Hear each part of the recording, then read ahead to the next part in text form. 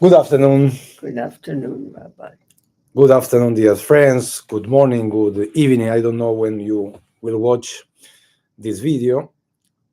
We are here at Temple Bethel in Riverside, California. And I'm with one of our dear members. I'm with Susan Koppel. And this is a special occasion to talk. It's just a conversation between us and the people will watch. Okay. We have an open window. And today, January the 27th, it's the International Holocaust Remembrance Day. And you are a survivor of the Holocaust, and you are a member of this temple. And I would like to have a conversation with you. And let's start. First, thank you very much for agree to be here and to agree to have this conversation.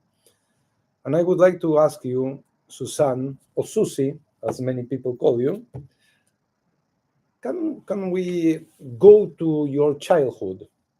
How was your childhood, your memories for your childhood? You was born in Germany, and then what's your memories?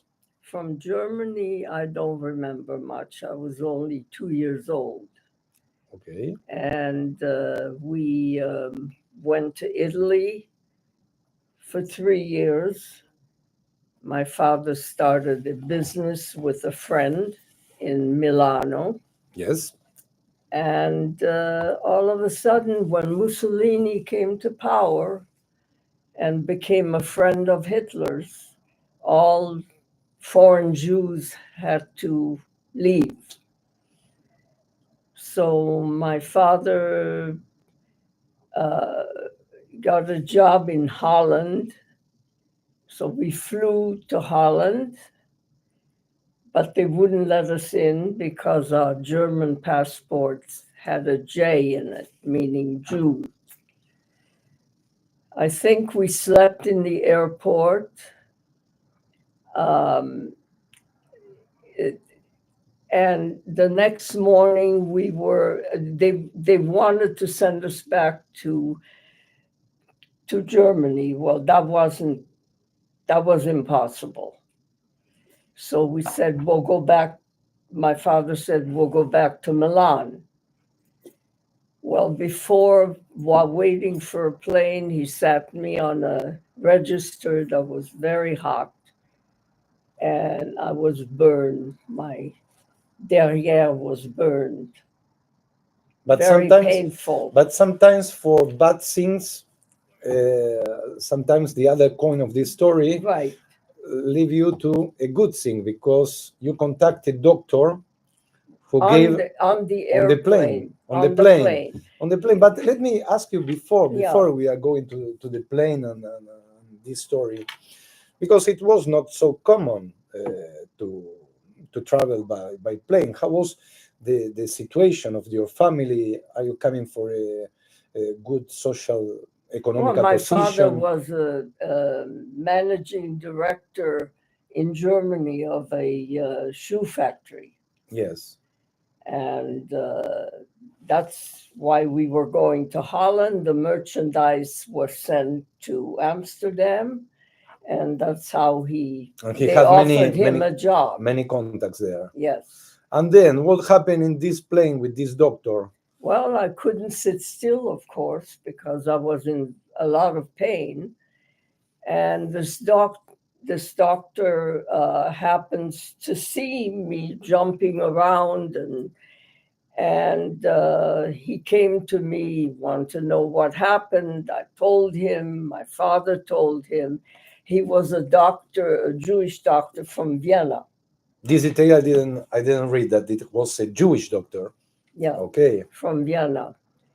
And my father told him the story. He prescribed some medication.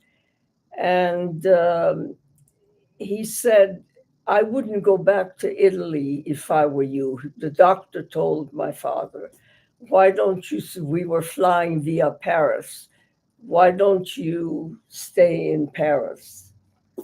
So he gave the name of a hotel, and we were in Paris, I think, 3 weeks. Can we remember what year was? 19? Let's see, we left Germany in 1935, and we were in Italy 3 years, so 1938. Okay. And So then your story starts in France. Yes, an important. yes, um, my mother, in 1939, my father joined the French army. And my mother was a waitress in a hotel in Rouen, which is a city Yes. in France. And she spoke German, so she told people she was from Switzerland, from the German Yes. Swiss. And my father was gone in the army. I was with my mother in this hotel. The Germans arrived in that city. They took over the hotel. So my mother told me, if a German soldier talks to you in German, pretend you don't understand Je him. ne parle pas. Je ne comprends pas. Je ne comprends pas. I don't understand. And But how was it? You also I was 6 years old. Yes, to receive this order and to keep this order and not to talk in I had your to grow own. up very fast. Yes, you didn't And have any chance. no. And we need to remember that you was the at this time you was the unique child for Right. the couple. Right. And so, sure enough, I can still see it. I was going to the bathroom, and there were the stairs, and 3 German soldiers descended the stairs. They approached me. Wie heißt du? What is your name? Je ne comprends pas. Where were you born? Same thing. Je ne comprends pas. They gave up after a while. They said in German, they talked to each other. I reminded them of their little girl in Germany. And after a while, we had to move. But in your story, you wrote that it was really very difficult to sleep that night because you imagine that these Well, that soldiers. was in France. Yes, but Yeah. in this time, the hotel. Do you live in the same hotel, or just your mother was working at that hotel? Yes, but we had to leave. Live there. We moved to another town called Le Mans. Yes, but the question is, your father served the French army or the Yeah. resistance? Both. Both. But you didn't know. After the Vichy government came into power, he went into the underground, the resistance. Yes. And I don't know, we had a gentleman take us, I guess my father came home for a while and took us to the, at that time, unoccupied France. And we walked from the occupied France to the border. And my mother asked me to sit down and fais pipi. And I said, I don't have to. 3 times she asked me, and 3 times I said no. So she finally slapped me, a good one. Wow. Yeah. And pushed me down. She told me later that the Germans were observing us with their binoculars. And we were supposed to make believe we were on a promenade, leisurely walk. In that time, you spoke. You need to study French, yes, because you didn't speak French before. Languages came very easily to me. Okay. And But your parents spoke French fluent or not? German.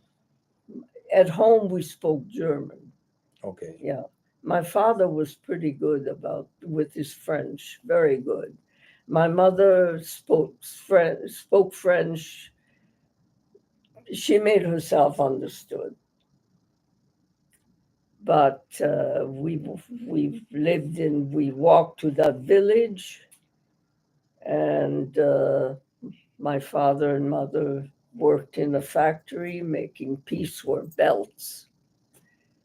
And I started school, and after a while, We are talking about the 40s. Yes, we are. No, now we're in Castelmoron. Yes, but the year. Yes, 1940. Yeah. Yes. Well, 1940, the Vichy government came into power under Maréchal Pétain. And but it was difficult for a child to imagine so many change in your life and to agree and to accept. We slept in barns, and they had tobaccos in the field, and they picked the tobacco and hanged it in the barn to dry. Yes. And on the way to that village, we had to hide from barn to barn, slept on straws, and until we came to the village in southwestern France called Castelmoron-sur-Lot. Yes. And that's when my parents started working, and I went to school.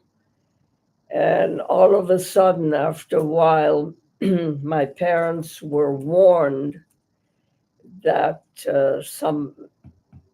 that they were going to be arrested.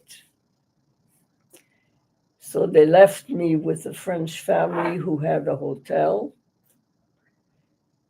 and they left. I didn't know if I were to see them again or when they would be back. They left. The French family said, well, you might as well go to Catholic church on Sunday and to catechism after school. So I went. For you was clear that you was a Jew, yes? Yes. And then my father always told me, don't forget where you came from. Don't forget that you are Jewish. And I think the people in that village, it was a very small village, knew. They knew that we were the only different Jewish family people in yes. the city, in the town. Yes. So after a few months, my parents did come back. Thank God. They went hiding in a farm somewhere. Let's go back to this Catholic church. Okay. You was a Jew. Apparently, they didn't know that you was a Jew. Did you change your name or not? No. Or you keep your name, Susan? Yes. Okay. You didn't. Man, M-A-N. You didn't had the necessity to change your passport or documents, ID? I don't. No. No. I didn't know from passports or until. Because then. You mentioned before that you had the J. Yes, the German passport. Yes. Yeah. We had to have food while we were walking to this village where we would be living. We had no green card, but the farmers gave us food to eat. What about the other relatives in that time? Because we are talking about your mother, your father, and you. And what about my mother's parents? Her 3 brothers went to Auschwitz. She had a sister who managed somehow to leave Germany. They lived in Leipzig, Eastern Germany, and she went to England. She must have been out working somewhere and wasn't home when her parents were and her brothers were taken. My father's family lived in the Rhine region. He had his mother, his father didn't come back from World War One. So he had his mother, a sister who was married, and two young boys, 8 and 10. The mother was sent to Dachau. The sister, her husband, and the two boys were sent to Dachau. And did you have this information at that time or not? Or No. you discovered this My father found after the this war? out after the war. After the war. Yes. No information, No. no communication. This is something important because we are talking now in the Yeah. 21st century. We take a cell phone and we know where are our relatives in other part of the Yeah. war, the communication. Nothing. Nowadays, He it's very didn't have a developed. chance to. At the time, he didn't know who to call. And the Germans, as you know, kept exceptional records. Yes. That's how he found out afterwards. Let's go back to the Sunday school, to the church, and how was your experience? You was and your father said, remember who are you or for where you are coming. How was to this child I to was study with other and children. to pray? Yeah. I was with and the girls who had communion, they were all dressed in white like brides. Yes, And I thought, gee, that's nice, but you like it. yeah. But I just went to church. I had to kneel when everybody else knelt, and You remember the prayers in the name?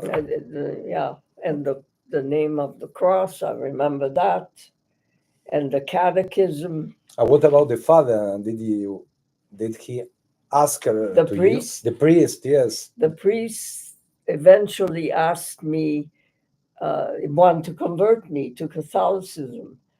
And he said, you need a religion. I said, I have one. I'm Jewish. That's not a religion, he said. But he never gave us away. So I have talked to your father. Your father has to convert first. So he came to my dad and said, we'd like your daughter to convert her.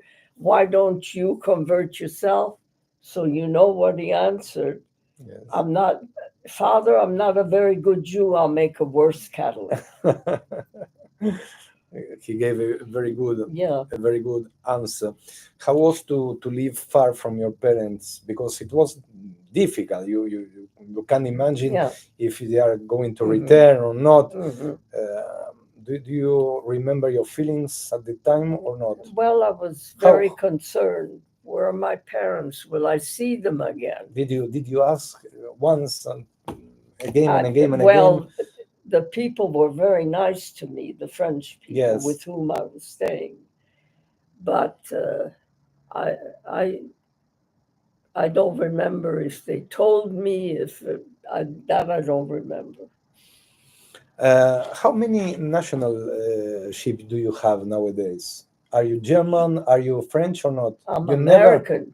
You never became a French citizen? We became a French citizen after the war. Yes. And my father loved de Gaulle. Yes. I mean, he was, and as you read, my father was highly decorated. Yes. He was a very smart man, my father. My mother never got over that time. She kept telling us after my sister and me, she said, my heart is like a rock. She never got over her experience. My father said, we're together, our immediate family. We have a life. Let's live on, enjoy after the war. Yes. Then Germany citizenship, French With- citizenship and American citizenship. 3 citizenship. Just me, just no. You. I am American. My parents never came to they came to visit, but Yes. never immigrated to the United Yes. States. We know that the love story changed. Yes, and Yeah. your own Yeah. story, but we will arrive on it. Yeah. Tell me, what is love for you? What is love and what is hate? Could you understand Well, at that time what is love, what is hate? How people can hate? And did you heard about the persecution against the Jews because you was a child? yeah. How you can But, understand this? You know, I was 8, 9, 10 years old.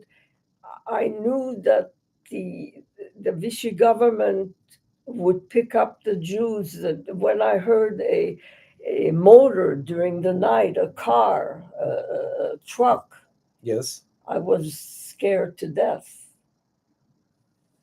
And I knew that there were concentration camps,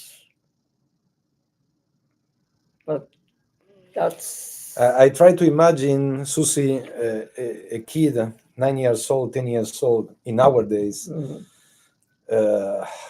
How difficult it's the mature and the communication and the relationship with the parents and the technology, if they can be far for them or not. Till today, it's difficult to be far from our parents and to understand when you are in the middle of a war without any choice to leave one country or one city. I grew up very fast that way. I did. And your way took after this small village.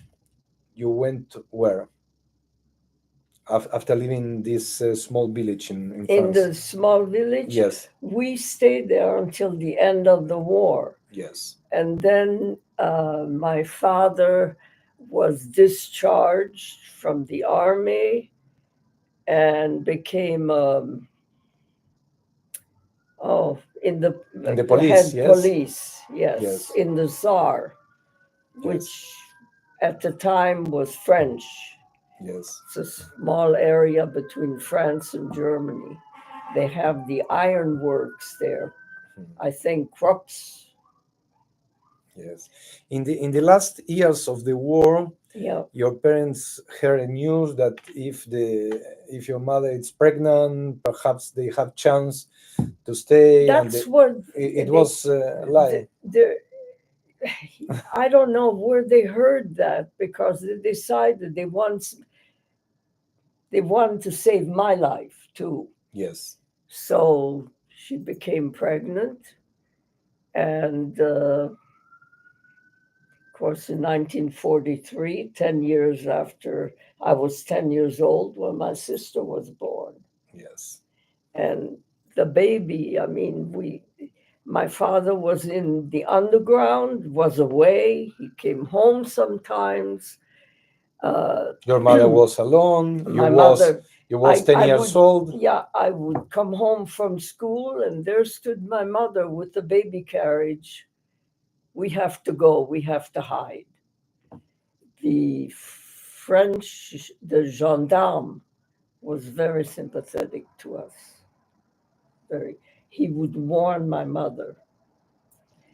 And my father was at home first, and as described in my story, our bedroom led onto a roof.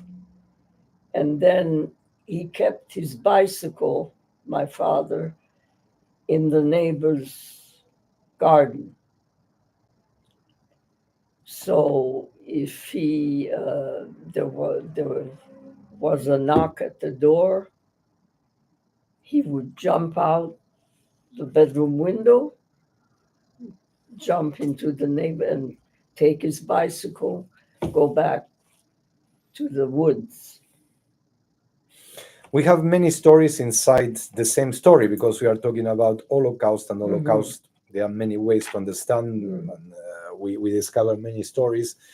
some related. You talk about your family. Many of Mhm. them went to the concentration and extermination camp, Dachau, Auschwitz, Birkenau.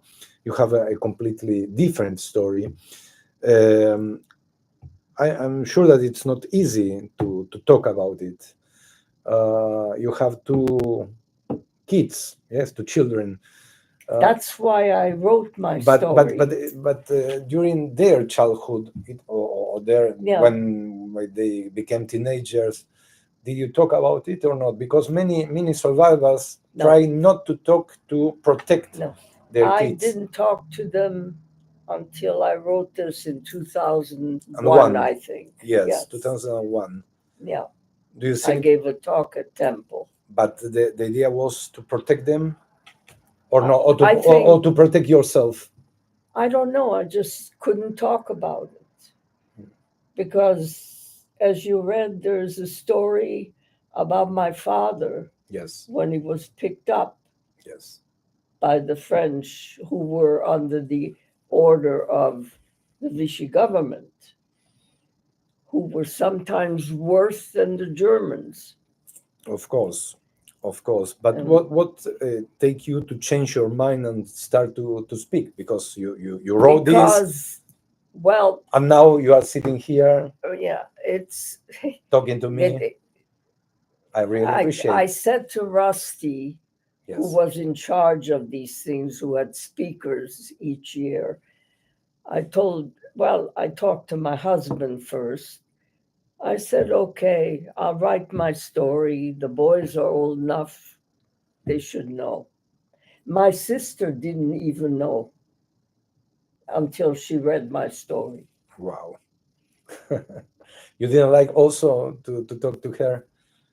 You decided not to. No. Not. Well, my mother occasionally told her, if it hadn't been that for the war, you wouldn't be here. And then it hurt her. And it's just. Susie, Well, you, nice. you saw many things in this world. Mhm. October 7th, 2023. It's an unbelievable story inside many stories. That's hate. It's a hateful story. It's those people I hate, as well as the Nazis, of course, and Hitler. Can we, au maximum, can we understand that things like October 7th can happen? Which is the limit of the hate in this world? Yeah. I even asked my good friend Ruth, Yes. did you think that we have to go through all this again? The anti-Semitism and everything? I don't think This so. is just 80 years after your Yeah. story. We are just about, it's one generation, Right. two generations, Yes. not so many generations. It's And we are the German grandparents. Yeah. yes, and we are living in a situation of extreme hate. How was to come to America? It was a new chapter in your life. Yeah. It's related to your love. Of course, Eh. you had parents here in New York, and you came. No, I didn't have parents. I had Sorry, relatives, not parents. Relatives. aunts, and Yes. aunt and uncle who procured the affidavit. I was only supposed to stay a couple of years. You was a teenager in that time. Yeah, 16. Yes. And you crossed the ocean, and you Yeah. changed your life. And two years later, I met Werner, who has the same background, of course. His mother was very smart. They left in 1935. And what for this German culture? What of this German culture that came with you from the other side of the ocean Yeah. came to America? I think. Can you consider yourself a German? Or No. No. I was born there, but if anything, I considered myself French. I had the French citizenship. Okay. Did you return to Germany? I did, but never to Mannheim, where I was born. Never. You didn't. No, because my parents lived until they passed away, lived in Strasbourg Yes. in the eastern France. And you crossed the Rhine and you were in Germany. So, in order to go visit my sister who lived in Annemasse near Geneva, you had to go through Germany and then Switzerland, Basel, and all that. What do you think about the people who deny this story? Who deny it? Denied, who say the Holocaust, it's an invention, a creation. They're a little crazy. Yes, but there are many. What we can do with them? I don't know, just keep repeating the story, I guess. This is the reason that we are here. Yeah. To hear directly from you, from a Holocaust survivor, that it was true. It's not an Yeah. history that we create. It's a true story for many, many people. And we are lucky to hear this directly from you. And your kids, which is the relationship between this story and them. They okay, you wrote in 2001, they know, They know. but after this, they ask you, they sit down with you to talk about this period, the Second World War, or not? Yeah. Or did you like to protect them in the same way that your I parents? just didn't care to talk about it. It just brought back too many memories. It's perhaps I'm not a very strong person because I belong to a book club, Hadassah Book Club. And we often read stories on the Holocaust, and it brings it all back, and it's very difficult. It's very difficult. From this time in France, do you remember the names of the people who went with you to school? Did you try to discover No, if they I are, never. you never try to contact My them, parents were in contact with the people who helped us. but not you? No, Never. no. But my father was always in contact with them. If it hadn't been for them, I wouldn't be here. We are living here in America, a country with freedom of speech, religious freedom, and also we see here in some anti-Semitic demonstrations how we can understand, because it's a free country and it was created with many survivors and many people who came from Europe. But why are we hated so? We contributed to art, to science, to education, everything. Is it? I don't understand why they hate us. Sometimes it's a difficult answer. Many times it's a difficult answer. Yes, why? Perhaps we are witnesses from the story, from the history. We survived to many empires. We survived to many enemies. We keep to be to have a strong religion with the values. I mentioned this last Shabbat when I saw you in the candlelight in time, that this is the way that we resist. Yes, through our tradition, through our mitzvot, Right. our Shabbat. I just want to mention that one of the best things that happened to us is to move to California. Why? Why? Why? We joined Temple Bethel in 1959. And this is a Jewish community who's wonderful. Did you made a lot of Made friends? a lot of friends. I've lost a lot too. I lost a few.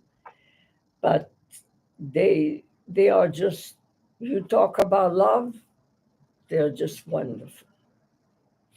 What is your message for the new generations about this day, the Holocaust Remembrance Day? Get along with people no matter what their religion, no matter what their color. Why can't people get along? That's what I keep asking myself. Do you We're have all humans.